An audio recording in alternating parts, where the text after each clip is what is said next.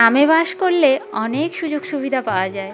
নমস্কার বন্ধুরা, আমি সুজাতা। আমার রোজকার গল্প কথার আরও একটি ছোট্ট নতুন গল্পে আপনাদের সকলকে জানাই অনেক স্বাগত। বিকালবেলায় গিয়ে পেড়ে এনেছিলাম আম, লেবু আর ছোট কাঁঠাল, সেটা আবার নিজে হাতে তৈরি করা গাছ থেকে। বাবুর হঠাৎ শখ হলো, মা একটু কাঁচা আম কেটে মেখে দাও না, খাবো। সঙ্গে আমারও ইচ্ছেটা খুবই হয়েছিল, আর এখন ভিডিও এডিট করতে করতে আমার জিভে জল এসে যাচ্ছে। এই কাঁচা আমের টেস্ট আমি ভুলতে পারছি না, যদিও ভিডিওটা কয়েকদিন আগের ভিডিও।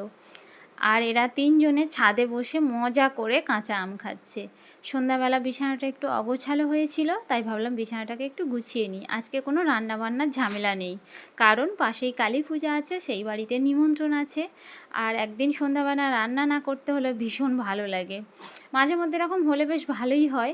আর তারপরে সন্ধ্যাবেলা বাবার জন্য একটু লিকার চা আর একটু তেল দিয়ে মুড়ি মেখে দিলাম। বয়স হয়ে গেলে একটু নিয়ম করে খাওয়া দাওয়া করা ভালো, নইলে শরীর হঠাৎ করেই অসুস্থ হয়ে পড়ে। চলে এসেছি সবাই মিলে পূজা বাড়িতে। আর এখানে ঠাকুর খুব সুন্দর করে সাজানো হয়েছে, ঠাকুরমশাই পূজা জোগাড় করছে।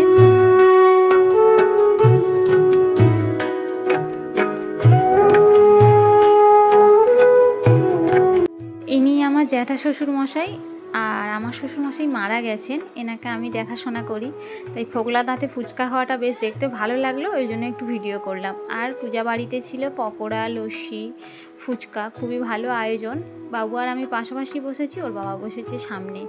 আর খাওয়া দাওয়ার আয়োজনও অনেক কিছুই ছিল, সব কিছু আর দেখাতে পারিনি। অনেক লোকজনের মাঝখানে একটু একটু করে ভিডিও বানানো।